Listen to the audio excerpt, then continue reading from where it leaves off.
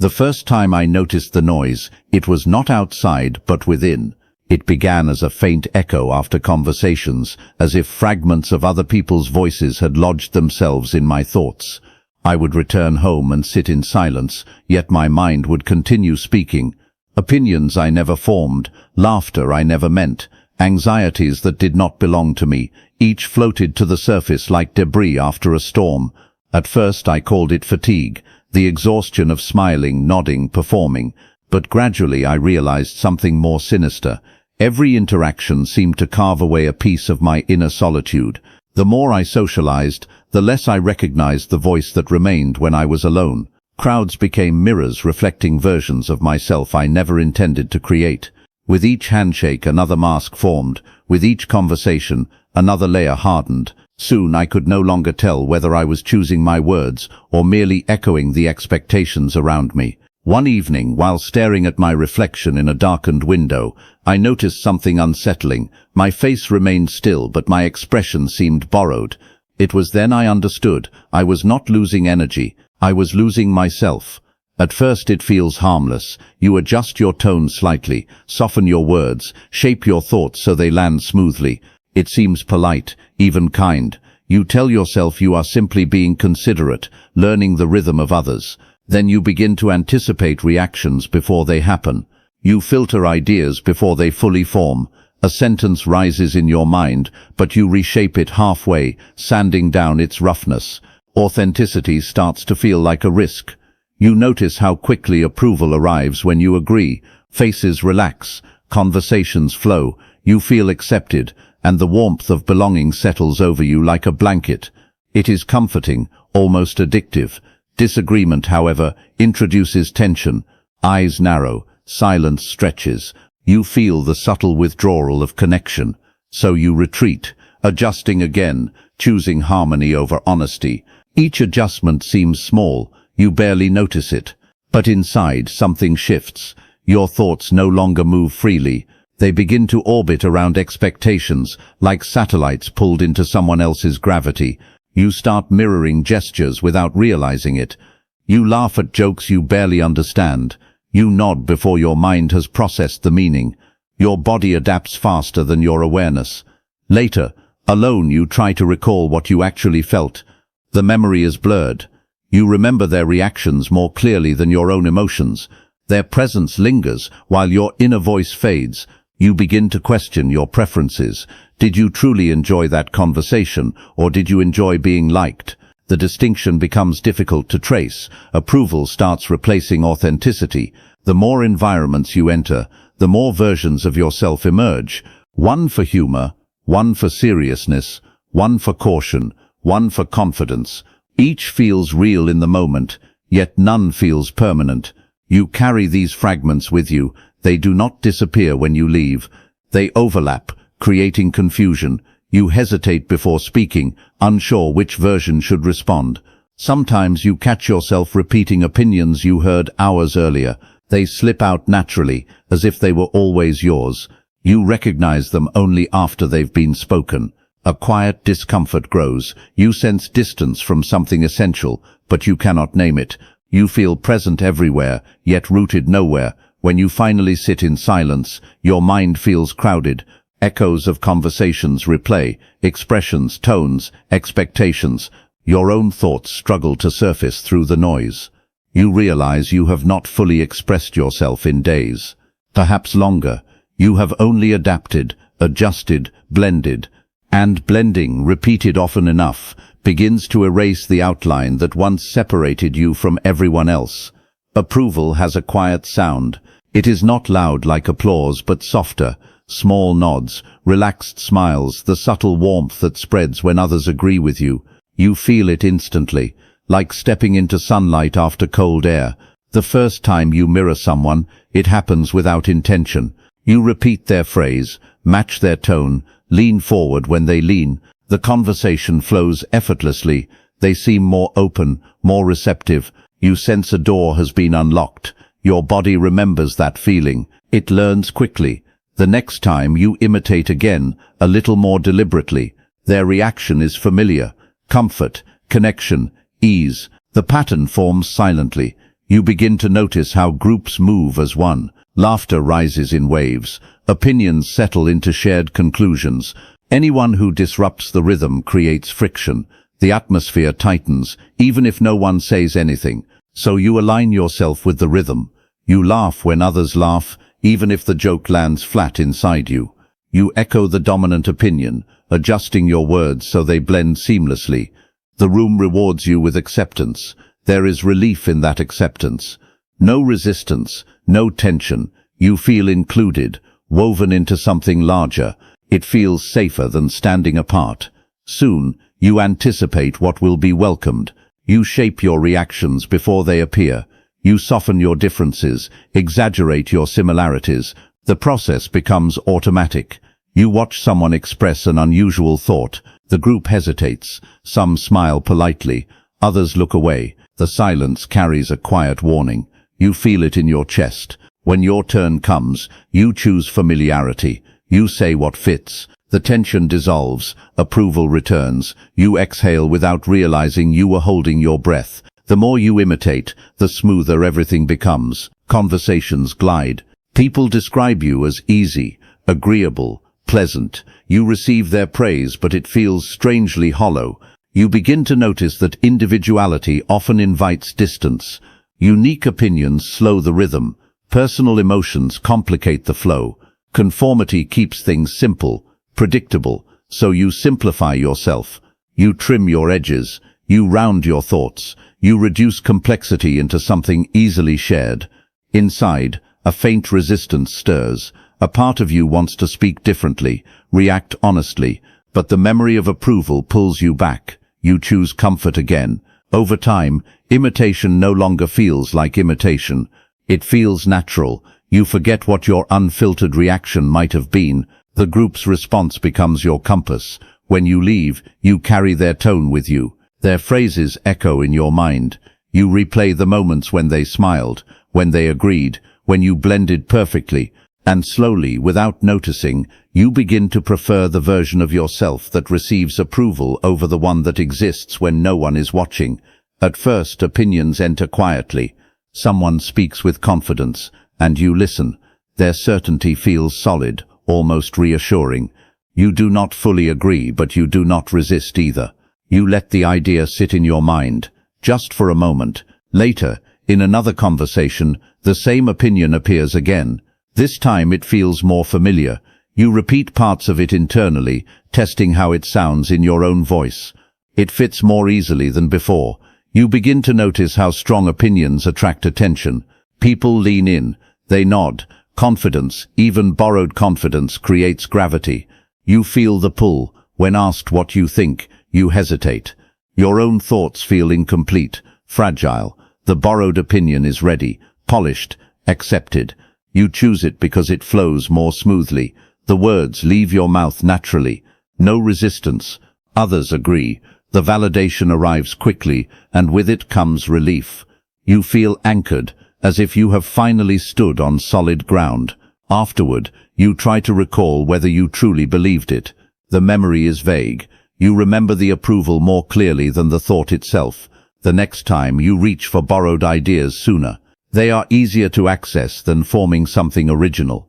They come pre-shaped, already tested in social air. Your mind starts collecting them unconsciously. Phrases, conclusions, reactions. They accumulate like tools you did not build but now rely on.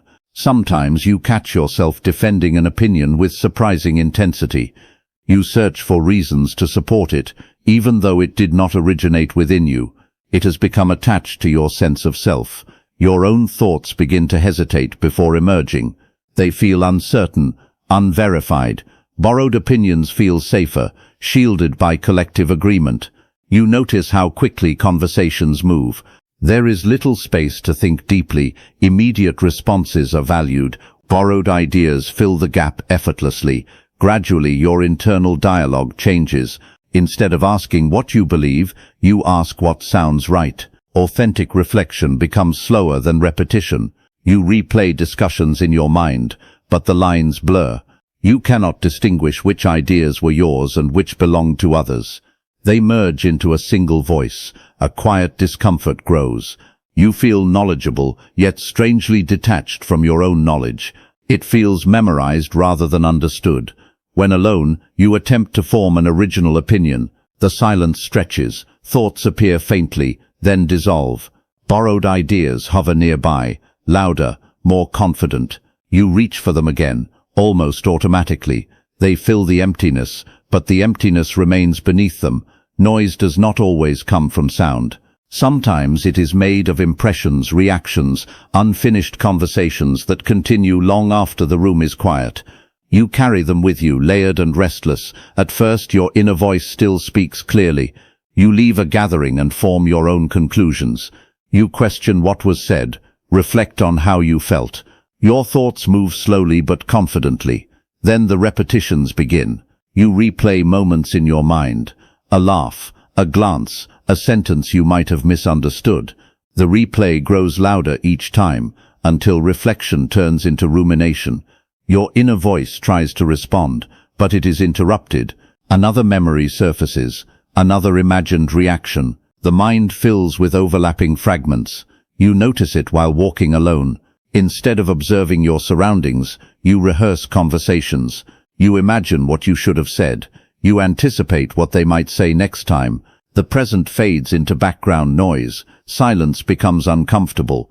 When nothing external happens, your mind recreates the crowd internally. Their voices return, layered over one another, blurring your own thoughts. You try to think about something personal, something meaningful, but a stray comment intrudes. Then another. Your focus shifts without permission. Even your emotions begin to feel second-hand. You wonder whether you are reacting to your own experiences or to how others might interpret them.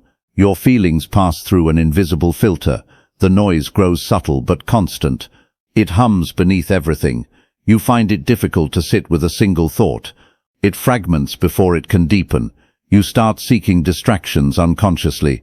Background music, scrolling, conversation, anything to match the inner chaos with external stimulation. Quiet feels too exposed. When you finally force yourself into stillness, the flood arrives. Echoes of multiple interactions collide. You cannot follow any single thread. Your mind feels crowded, yet strangely empty. Your inner voice weakens. It speaks, but you struggle to hear it. It no longer guides you. It competes for space. You notice how decisions become harder. You weigh imagined opinions. You predict reactions. The simplest choices feel heavy, tangled in invisible commentary. You miss the clarity you once had, the ability to think without interference. But the noise has learned your patterns. It fills every pause. You sit alone, hoping for calm, but the silence only reveals how loud your mind has become. You do not notice the masks forming. They arrive quietly, shaped by moments that felt insignificant at the time. A smile you forced, a tone you adjusted, a reaction you borrowed. Each one settles somewhere inside you. At first they are temporary. You wear them during conversations and remove them afterward. You return home and feel like yourself again. The transition is smooth, almost effortless, but repetition changes something. The same expressions return in similar situations. The same gestures surface before you think. The mask begins to anticipate you.